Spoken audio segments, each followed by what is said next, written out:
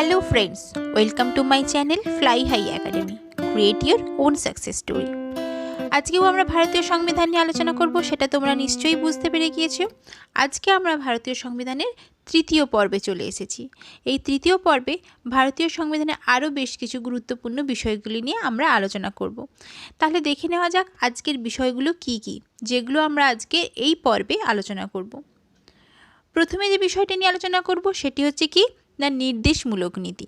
নির্দেশমূলক নীতি বিষয়টা কি, আমরা এই বিষয়টা নিয়ে বিস্তারিত পরবর্তী পর্যায়ে আলোচনা করছি। দ্বিতীয় বিষয়টি হচ্ছে কি রাজ্য ও কেন্দ্রশাসিত অঞ্চল এবং নাগরিকত্ব, এবং পরবর্তী বিষয় হচ্ছে যুক্তরাষ্ট্রীয় কাঠামো এবং জরুরি অবস্থা। আজকের এই ভিডিওতে আমরা এই বিষয়গুলি নিয়েই পুরোটি আলোচনা করব। আমার চ্যানেলটি এখনও যারা সাবস্ক্রাইব করনি তারা প্লিজ সাবস্ক্রাইব করো। আর যদি কোনো কিছু বলার থাকে, কোনো প্রবলেম থাকে বা কিছু বুঝতে পারছো না মনে হয়, তাহলে অবশ্যই কমেন্ট বক্সে কমেন্ট করে জানিও। ভালো লাগলে অবশ্যই একটি লাইক করো এবং বন্ধুদের মধ্যে ছড়িয়ে দেওয়ার জন্য শেয়ার করো। তাহলে এসো শুরু করে দেওয়া যাক আজকের পর্ব। প্রথমেই যেটা নিয়ে আলোচনা করব সেটি হচ্ছে কি না নির্দেশমূলক নীতি। নির্দেশমূলক নীতি বিষয়টা কি এটা একটু জেনে নিই। না সংবিধানের ৪র্থ অনুচ্ছেদে ৩৬ থেকে ৫১ নম্বর ধারায় চূড়ান্তভাবে রাষ্ট্রের নীতির দিক নির্দেশনা করা হয়েছে এই নির্দেশমূলক নীতির মাধ্যমে। অর্থাৎ সংবিধানের ৪র্থ অনুচ্ছেদে ৩৬ থেকে ৫১ নম্বর ধারায় এই নির্দেশমূলক নীতিগুলি লিপিবদ্ধ রয়েছে, এবং এই নীতিগুলির মাধ্যমে কি করা হয়েছে না রাষ্ট্রকে চূড়ান্ত নির্দেশ দেওয়া হয়। রাষ্ট্র কিভাবে কাজ করবে, তার কোথাও যাতে ভুল না হয় রাষ্ট্রের কাজে, যার চূড়ান্ত নির্দেশ দিয়ে থাকে এই নির্দেশমূলক নীতির মাধ্যমে। এই কারণে ডক্টর বি.আর. আম্বেদকর এই নীতিগুলিকে সংবিধানের অভিনব বৈশিষ্ট্য বলেও ব্যাখ্যা দিয়েছেন। বলেছেন যে এই নীতিগুলো হচ্ছে সংবিধানের একটি অভিনব দিক বা অভিনব বৈশিষ্ট্য। তাহলে অবশ্যই আমাদের এবারে জানতে ইচ্ছে করছে যে সংবিধানের তাহলে নির্দেশমূলক নীতির তাহলে বৈশিষ্ট্যগুলো কি কি, দেখে নেওয়া যাক তাহলে বৈশিষ্ট্যগুলো কি কি রয়েছে। প্রথম যেটি রয়েছে যে নির্দেশমূলক নীতি আমরা কাদের উপর কার্যকরী করতে পারি সেই বিষয়ক বৈশিষ্ট্য। কাদের উপর করতে পারি না আইনজীবী, প্রশাসনিক বিষয়ে কার্যনির্বাহী ও রাষ্ট্রের কাছে, প্রশাসনিক বিষয়ে কার্যনির্বাহী যারা এবং রাষ্ট্রের কাছে আমরা সাংবিধানিক নির্দেশগুলি দিতে পারি। অর্থাৎ নির্দেশমূলক নীতিগুলি বা সাংবিধানিক নির্দেশ যেগুলো সেগুলো আমরা এই 3 শ্রেণীর ব্যক্তিদের কাছে বা 3 শ্রেণীর সংস্থার কাছে দিতে পারি। সেটা কাদের কাছে না আইনজীবী, প্রশাসনিক বিষয়ে কার্যনির্বাহী ও রাষ্ট্রের কাছে। এরপরে সেকেন্ড পয়েন্ট যেটা আসছে সেটা হচ্ছে কি না জনকল্যাণমূলক রাষ্ট্রের ধারণা মূর্ত করে এই নির্দেশমূলক নীতিগুলি। বিষয়টা কি একটু বিস্তারিত জেনে নিই। না আধুনিক রাষ্ট্রের জন্য এই নির্দেশমূলক নীতিগুলি তার অর্থনৈতিক, সামাজিক এবং রাজনৈতিক ও গণতান্ত্রিক কর্মসূচিগুলিকে ব্যাপকভাবে প্রচার করার চেষ্টা করে, এবং তাদের নির্দেশগুলি এমনই দেওয়া থাকে যাতে রাষ্ট্রের অধিবাসীদের অর্থনৈতিক, সামাজিক, রাজনৈতিক, গণতান্ত্রিক দিক থেকে কোনোভাবেই তারা যেন বৈষম্যের শিকার না হয়। এই কারণে এই নীতিগুলি রাষ্ট্রের জনকল্যাণমূলক একটা যে ধারণা সেটা একটা মূর্তি তৈরি করে। সেই কারণে এটিকে এই দ্বিতীয় বৈশিষ্ট্যটি হচ্ছে কি না জনকল্যাণমূলক রাষ্ট্রের ধারণা মূর্ত করে এই নির্দেশমূলক নীতি। তৃতীয় বৈশিষ্ট্য কি না এই নীতিগুলি ন্যায় বিচার যোগ্য নয়। অর্থাৎ বলা হয়েছে কি যে নির্দেশমূলক যে নীতিগুলি রয়েছে এগুলোর কখনো আমরা ন্যায় অন্যায় এই বিষয়গুলি বিচার করতে পারবো না। এর পরবর্তী যেটা আসছে সেটা হচ্ছে কি নির্দেশমূলক নীতির শ্রেণীবিভাগ। অর্থাৎ ক ধরনের নির্দেশমূলক নীতি আমাদের সংবিধানে রয়েছে। আমাদের সংবিধানে 4 ধরনের নির্দেশমূলক নীতি রয়েছে। প্রথম যেটা সেটি কি না সামাজিক ন্যায় প্রতিষ্ঠা ও অর্থনৈতিক বৈষম্য দূরীকরণ সম্পর্কিত নীতি। অর্থাৎ নির্দেশমূলক নীতির মধ্যে এক ধরনের নীতি রয়েছে যে নীতিগুলি রাষ্ট্রকে এমন নির্দেশনা দেয় যার মাধ্যমে সমাজে বসবাসকারী কোনো ব্যক্তির উপর যাতে অন্যায় না হয়, অর্থাৎ ন্যায় প্রতিষ্ঠা করতে হবে এবং অর্থনৈতিক বৈষম্য দূরীকরণ করার চেষ্টা করতে হবে, এই সম্পর্কিত নির্দেশমূলক নীতি রয়েছে। এক ধরনের শ্রেণীবিভাগ। দ্বিতীয় ধরনের শ্রেণীবিভাগ কি না প্রগতিশীল রাষ্ট্র প্রতিষ্ঠিত সম্পর্কিত নীতি। অর্থাৎ আমরা সবাই জানি যে আমাদের রাষ্ট্রকে বা যে কোনো রাষ্ট্রকে প্রগতিশীল করা হচ্ছে একটি বড় উদ্দেশ্য বা একটা মোক্ষম উদ্দেশ্যের মধ্যে পড়ে। তাই রাষ্ট্র যাতে প্রগতিশীল উন্নয়নশীল হয় তাই সেই সম্বন্ধীয় নির্দেশমূলক নীতিও দেওয়া হয়ে থাকে।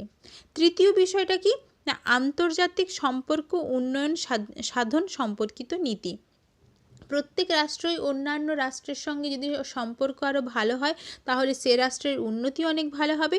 তাই আন্তর্জাতিক সম্পর্ক উন্নয়নের দিকটি বিশেষভাবে পরিলক্ষিত করা প্রয়োজন। তাই সেই সম্বন্ধেও বেশ কিছু নির্দেশমূলক নীতি রয়েছে। চতুর্থ এবং শেষ যে নির্দেশমূলক নীতি সেটি হচ্ছে কি শাসন কাঠামো উন্নয়ন সম্পর্কিত নীতি। আমরা জানি যে কোনো রাষ্ট্রের শাসন কাঠামো যত সুন্দর হবে, যত সুষ্ঠু হবে, সেই দেশে কিন্তু অপরাধের প্রবণতা অনেক কম হবে এবং সেই দেশের উন্নতিও তত বেশি হবে। তাই শাসন কাঠামোকে অবশ্যই উন্নত হতে হবে। তাই সেই সম্পর্কেও বেশ কিছু নির্দেশমূলক নীতি দেওয়া হয়ে থাকে। এরপরে যে বিষয়টা আসছে সেটা কি না 1976 সালে 42তম সাংবিধানিক সংশোধনীর মাধ্যমে নির্দেশমূলক নীতির সংখ্যা হয় 17টি। তাহলে নিশ্চয়ই আমাদের প্রশ্ন আছে তাহলে আগে সাংবিধানিক সংশোধনীতে নির্দেশমূলক নীতির সংখ্যা কটি ছিল? আমরা জানি যে 36 থেকে 51 নম্বরের মধ্যে মানে এই 16টি ধারার মধ্যে নির্দেশমূলক নীতিগুলি লিপিবদ্ধ রয়েছে বা উল্লেখিত রয়েছে। যখন প্রথম মূল সংবিধানটি রচিত হয় তখন নির্দেশমূলক নীতির সংখ্যা ছিল 13টি। পরে 1976-এর 42তম সাংবিধানিক সংশোধনীর মাধ্যমে আরও 4টি নির্দেশমূলক নীতি এর সঙ্গে যুক্ত করা হয় এবং বর্তমানে নির্দেশমূলক নীতির সংখ্যা হচ্ছে কি না 17টি। এরপরে আরও কয়েকটি বিষয় নিয়ে এখানে বলবো। সেটি হচ্ছে কি না 21 নম্বর ধারাকে ভারতীয় সংবিধানের আত্মা বলা হয়। এটি একটা খুবই ইন্টারেস্টিং বিষয়। মনে হচ্ছে কেন এটিকে আত্মা বলা হতে পারে না ভারতীয় সংবিধানের 21 নম্বর ধারায় জীবন এবং ব্যক্তির স্বাধীনতা সম্বন্ধীয় বেশ কিছু তথ্য লিপিবদ্ধ রয়েছে। তাই এই বিষয়টিকে বা এই ধারাটিকে তাই ভারতীয় সংবিধানের আত্মা বলা হয়। নেক্সট সেটা কি না প্রিভেন্টিভ ডিটেনশন আইন 1950। এই বিষয়টা কি না প্রিভেন্টিভ ডিটেনশন আইন প্রবর্তিত হয়েছিল 1950 সালে। কিছু কিছু ক্ষেত্রে আইন শৃঙ্খলা ভঙ্গের আশঙ্কা থাকলে সন্দেহভাজন ব্যক্তিকে আটক করা যায় এই নিয়ম অনুযায়ী বা এই আইন অনুযায়ী। যেটা হচ্ছে প্রিভেন্টিভ ডিটেনশন আইন 1950, এটা অনুযায়ী হচ্ছে কি বলে সন্দেহভাজন ব্যক্তিকে আটক করা যেতে পারে। কিন্তু সেক্ষেত্রে যেটা হয় সেটা হচ্ছে আমরা বিগত পর্বেই দেখেছি যে মৌলিক অধিকারগুলোর মধ্যে রয়েছে যে কোনো ব্যক্তিকে আটক করার সঙ্গে সঙ্গে তাকে গ্রেপ্তারের কারণ বলতে হবে এবং তাকে 24 ঘন্টার মধ্যে নিকটবর্তী আদালতে পেশ করতে হবে। সেই যে মৌলিক অধিকার যেটি 19, 20, 21, 21-এর এ এবং 22 নম্বর ধারায় রয়েছে সেই অধিকার কিন্তু এক্ষেত্রে খর্ব হয়। নেক্সট কি না আবশ্যিক ও অবৈতনিক শিক্ষার বিল। এই বিষয়টা কি না শিশুদের অবৈতনিক এবং আবশ্যিক শিক্ষার অধিকার দেওয়া হয়েছে শিক্ষার অধিকার সংক্রান্ত বিলে, যা সংসদে পাশ হয়েছিল 4 আগস্ট 2009 সালে। এই বিলে কি বলা হয়েছিল না এই বিলে বলা হয় 6 থেকে 14 বছরের শিশুদের জন্য অবৈতনিক এবং আবশ্যিক শিক্ষার ব্যবস্থা করা দরকার এবং সেটি সংবিধানে 21-এর এ ধারায় লিপিবদ্ধ রয়েছে। এই বিলের পর ভারত বিশ্বের 135টি দেশের মধ্যে অন্যতম দেশ যেখানে কি হয় শিক্ষাকে মৌলিক অধিকার দেওয়ার স্বীকৃতি দেওয়া হয়। যদিও এটা 1909 সালে 4 আগস্ট এই বিলটি পাশ হয় কিন্তু এটি কার্যকরী হয়েছিল 1 এপ্রিল 2010 সালে। এরপরে কি না রিট দাখিলের ব্যবস্থাকে ডক্টর বি.আর. আম্বেদকর ভারতীয় সংবিধানের হৃদয় বলেছেন। এই বিষয়টাও বেশ একটা মজার মনে হচ্ছে যে রিট দাখিল বিষয়টা কি যেটাকে আবার ডক্টর বি.আর. আম্বেদকর ভারতীয় সংবিধানের হৃদয় বলেছেন। তাহলে বিষয়টি জেনে নিই না সংবিধান প্রতিকারের অধিকার প্রদান করা হয় ভারতীয় মৌলিক অধিকারগুলিকে সুরক্ষিত রাখার জন্য। অর্থাৎ এই যে নির্দেশমূলক নীতি যেগুলো বলছিলাম এগুলো কেন করা হয় না সেগুলো কি না ভারতীয় যে মৌলিক অধিকার রয়েছে সেগুলিকে সুরক্ষিত রাখার জন্য এগুলি প্রতিবিধান করা হয়। মৌলিক অধিকার লঙ্ঘিত হচ্ছে এমন অভিযোগ নিয়ে যদি কোনো নাগরিক আদালতের দ্বারস্থ হয়, তাহলে আদালত তখন কি করে? বিচার করে দেখে যে সত্যি কি রাষ্ট্রে যে কাজগুলি করছে তাতে কি মৌলিক অধিকার লঙ্ঘিত হচ্ছে। এই অধিকার সুনিশ্চিত করতে একটি রিট দাখিলের ব্যবস্থা রয়েছে। এই ব্যবস্থাকেই ডক্টর বি.আর. আম্বেদকর সংবিধানের হৃদয় বলা হয়। আর একটু সংক্ষেপে যদি আর একটু সহজভাবে যদি বলা যায়, তাহলে বলতে পারা যায় যে ধরনের নির্দেশমূলক নীতিগুলি প্রণয়ন করা হয় তার মাধ্যমে কি হয়, যে সংবিধান ভারতের মৌলিক অধিকার যেগুলো রয়েছে সেগুলো ঠিকঠাকভাবে রাষ্ট্র দিচ্ছে কিনা সেই রাষ্ট্রের অধিবাসীদের সেটা লক্ষ্য রাখে।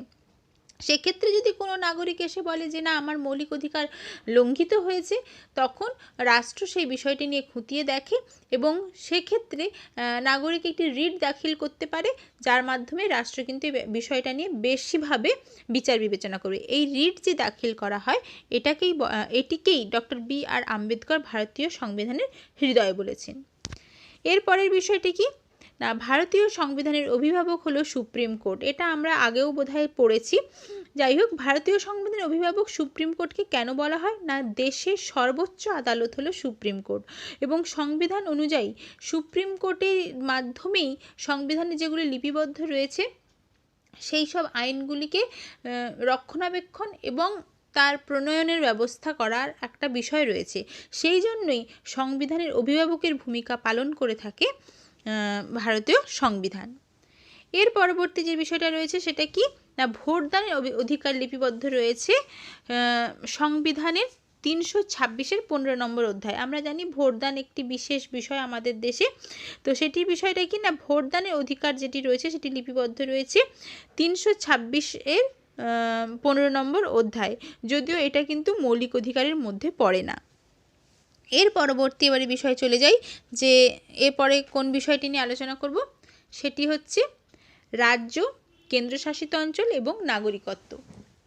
রাজ্য, কেন্দ্রশাসিত অঞ্চল এবং নাগরিকত্ব।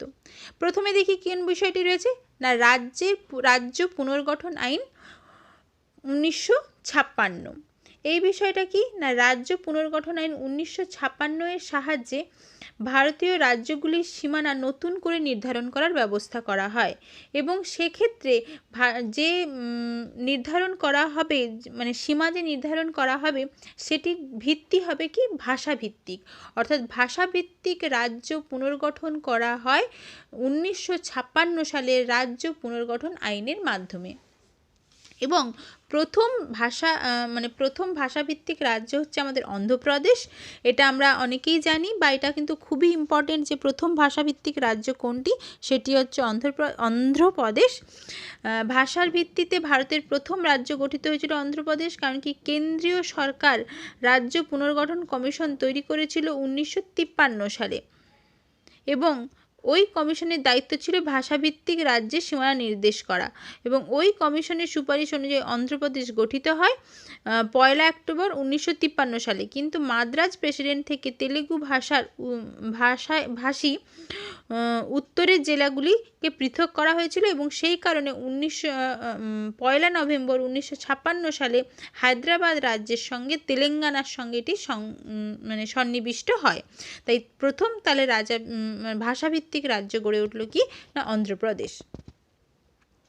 এর পরের বিষয়টা কি না, জম্মু কাশ্মীরের স্বায়ত্ত শাসনের অধিকার। এটা কি, এই বিষয়টি কি, এটা কিন্তু খুবই ইম্পর্টেন্ট একটি বিষয়, যেটি নিয়ে আমাদের মধ্যে বা আমাদের দেশের মধ্যে এখনও পর্যন্ত গণ্ডগোল মাঝে মাঝেই হয়। আমরা শুনতে পাই যে জম্মু কাশ্মীর ভীষণ একটা সংবেদনশীল এলাকা। কেন? ভারতীয় সংবিধানের ধারা 1970 এটি হচ্ছে কি, মানে ধারা 1970 বললাম, একদমই ভুল বললাম, 370। ভারতীয় সংবিধানের ধারা 370-এ বিশেষ স্বায়ত্তশাসনের অধিকার দিয়েছিল জম্মু কাশ্মীরকে। আবারও বলছি, 370 নম্বর ধারায় সাংবিধানিক অধিকার দেওয়া হয়েছিল, সাংবিধানিক নয়, স্বায়ত্তশাসনের অধিকার দেওয়া হয়েছিল জম্মু কাশ্মীরকে।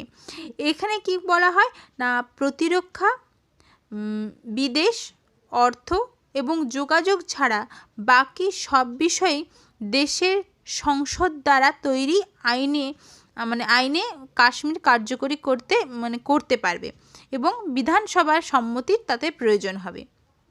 এই কারণে কাশ্মীর ভারতের বাকি রাজ্যগুলির থেকে কিছুটা আলাদা।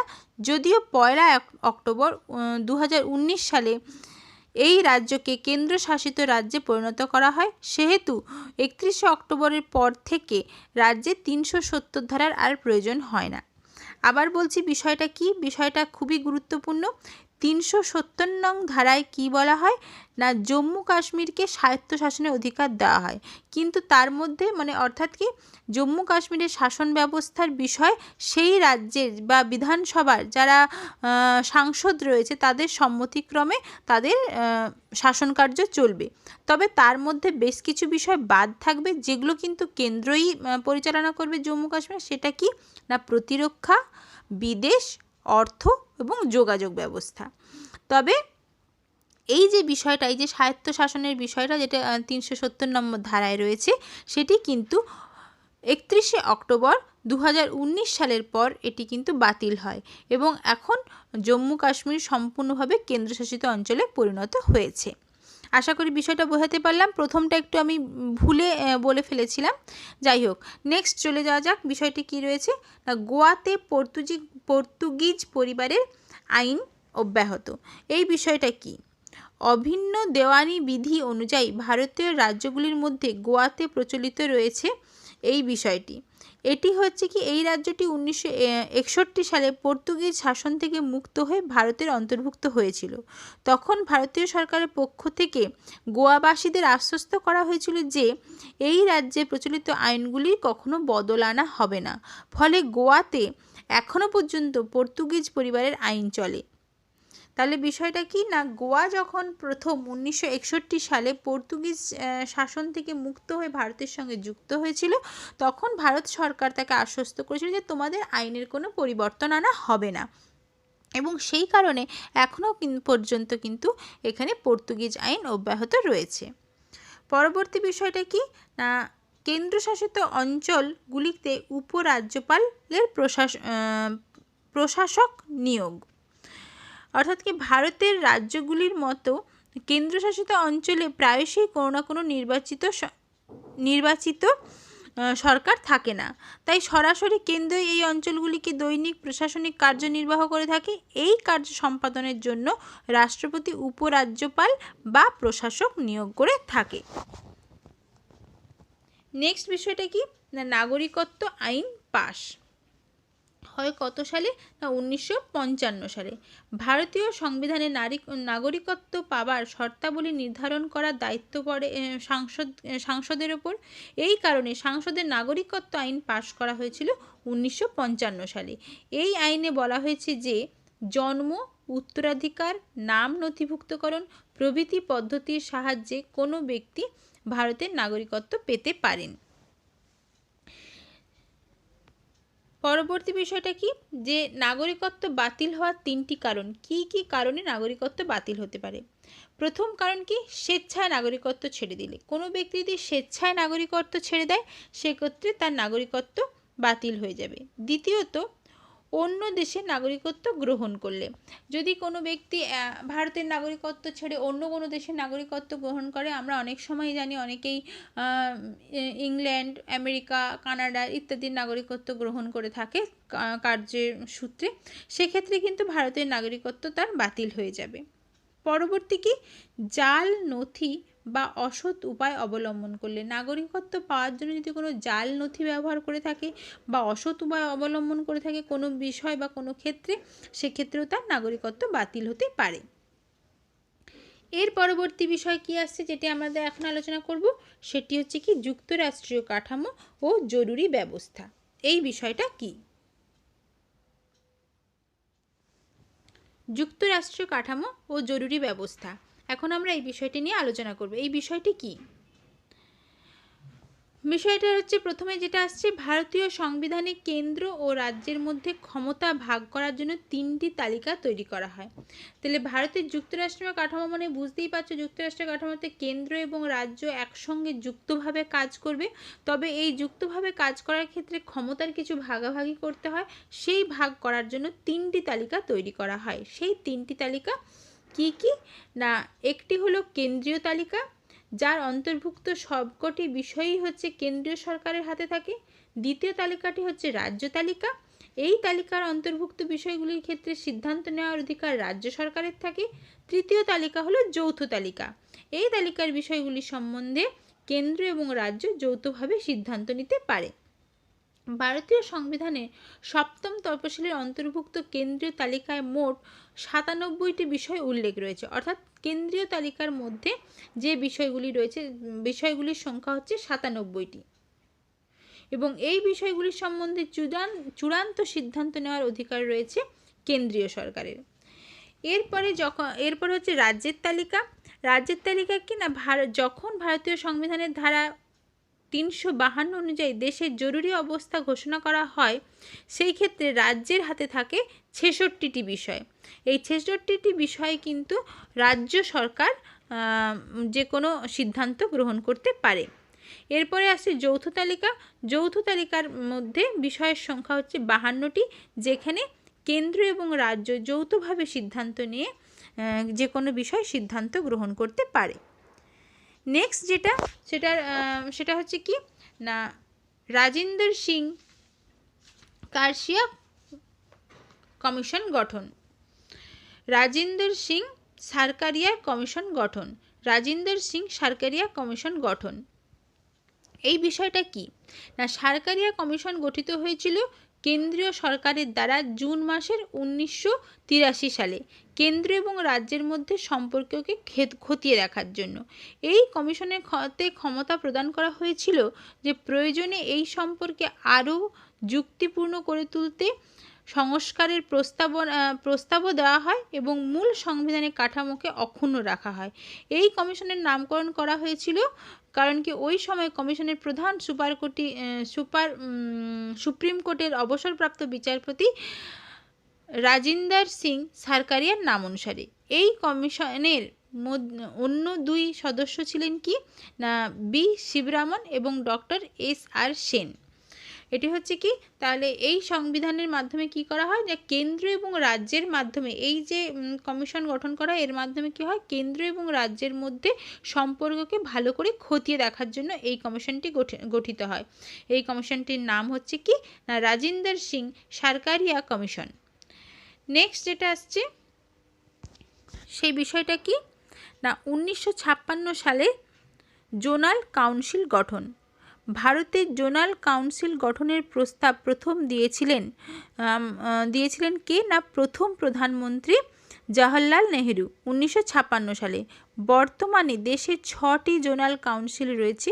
শুরুতে রাজ্য পুনর্গঠনের পর 1956 সালে এই জোনাল কাউন্সিলের সংখ্যা ছিল 5টি। এই 5টি জোনাল কাউন্সিল হলো উত্তর, দক্ষিণ, পূর্ব, পশ্চিম এবং মধ্য। পরবর্তীকালে 1971 সালে গঠিত হয় উত্তর পূর্ব জোনাল কাউন্সিল এবং দেশের উত্তর পূর্ব 7টি রাজ্যকে নিয়ে। অর্থাৎ এখন জোনাল কাউন্সিলের সংখ্যা হচ্ছে কি কটি না, 6টি। এরপরে আসছে যেটি, সেটা হচ্ছে কি রাষ্ট্রপতি 3 ধরনের জরুরি ব্যবস্থা জারি করতে পারে। কোন কোন ক্ষেত্রে না, জাতীয় জরুরি ব্যবস্থা, রাজ্য জরুরি ব্যবস্থা এবং অর্থনৈতিক জরুরি ব্যবস্থা। অর্থাৎ একজন রাষ্ট্রপতির ক্ষমতা থাকে 3 ধরনের জরুরি ব্যবস্থা জারি করার। এই 3 ধরনের জরুরি ব্যবস্থা হলো জাতীয় জরুরি অবস্থা, রাজ্য জরুরি অবস্থা এবং অর্থনৈতিক জরুরি অবস্থা। জাতীয় জরুরি অবস্থা ঘোষণা করা হলে সেই প্রস্তাব সংসদের উভয় পক্ষে উপস্থিতিতে সংসদের 2/3 বা তারও বেশি ভোটে পাশ করতে হবে 1 মাসের মধ্যে। যদি 1 মাসের মধ্যে এই প্রস্তাব পাশ না করা হয় তাহলে এই প্রস্তাব বাতিল হয়ে যাবে।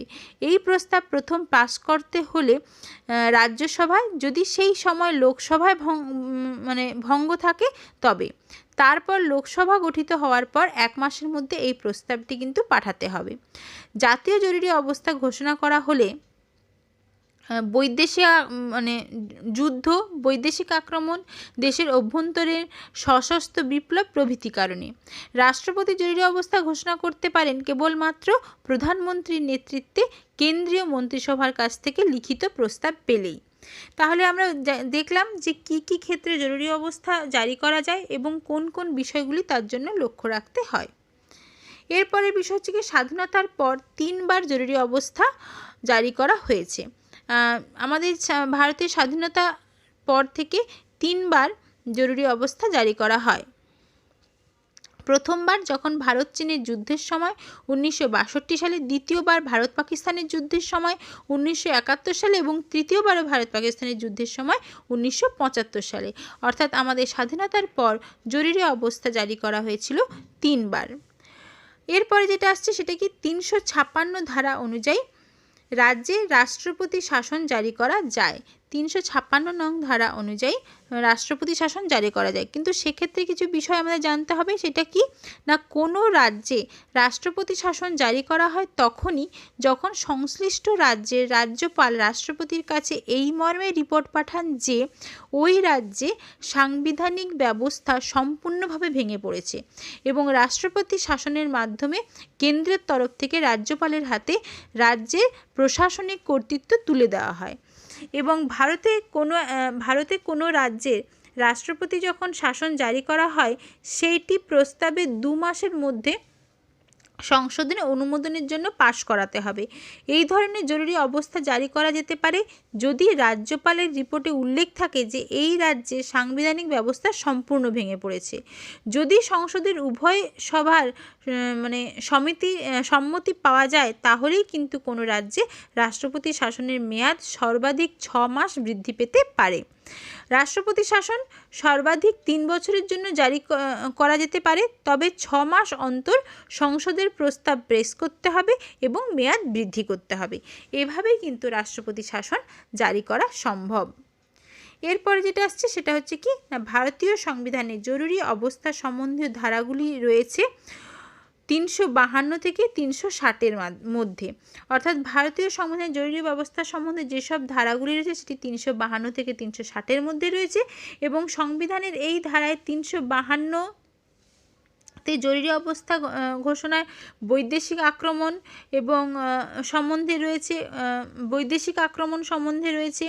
এছাড়া 356-তে রাজ্য সাংবিধানিক শাসন ভেঙে পড়লে কী করা যায় সেই সম্বন্ধে রয়েছে এবং 360-এ রয়েছে আর্থিক জরুরি ব্যবস্থা সম্বন্ধে। তাহলে এখানে আমরা জানলাম যে তাহলে ভারতীয় সংবিধানের জরুরি ব্যবস্থা সম্বন্ধে ধারাগুলি কোন কোন বিষয়ে কত থেকে কত ধারার মধ্যে রয়েছে না 352 থেকে 360-এর মধ্যে, 352 থেকে এবং 360-এর মধ্যে। এবং মোটামুটি জানলাম যে কোথায় এই জরুরি ব্যবস্থাতে কোন কোন ধারায় কী কী বিষয় বলা রয়েছে। তো আজকে আমরা এই ভিডিওতে অনেকগুলি বিষয় নিয়ে বিস্তারিত আলোচনা করলাম। বিষয়গুলি হয়তো একটু জটিল, তাই যদি কোথাও কারো বুঝতে অসুবিধা থাকে তাহলে অবশ্যই কিন্তু কমেন্ট করবে এবং ভালো লাগলে একটা লাইক অবশ্যই করবে এবং আমার চ্যানেলটি যদি এখনও সাবস্ক্রাইব না করে থাকো তাহলে অবশ্যই সাবস্ক্রাইব করবে এবং পরবর্তী ভিডিও আসা পর্যন্ত সুস্থ থাকবে এবং ভালো থাকবে। Thanks for watching.